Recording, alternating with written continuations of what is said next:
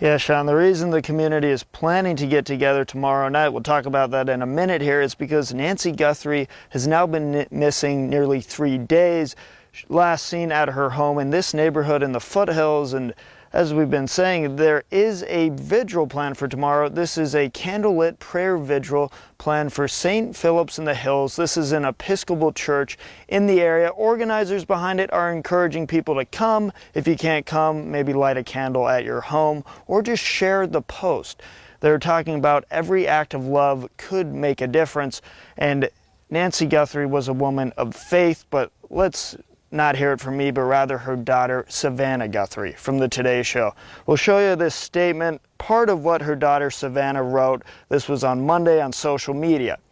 She says, "Thank you for lifting your prayers with ours for our beloved mom, our dearest Nancy, a woman of deep conviction, a good and faithful servant. Raise your prayers with us and believe with us that she will be lifted by them in this very moment.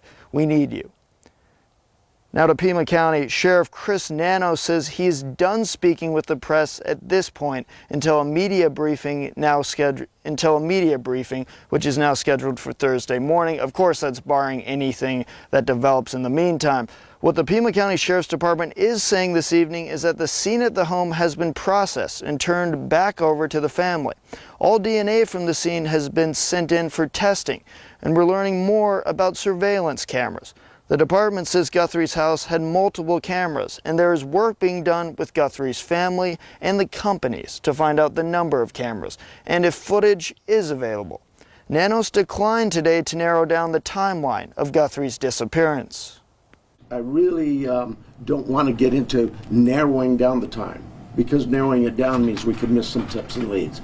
We're working on with the data we've submitted for investigative analysis. We're working to see if that time can be tightened up.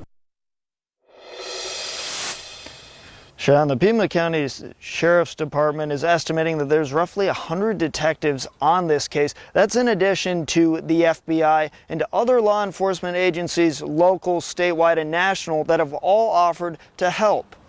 As of tonight, there have been no suspects identified in this case. Reporting live in the foothills, Jacob Owens, News 4 Tucson.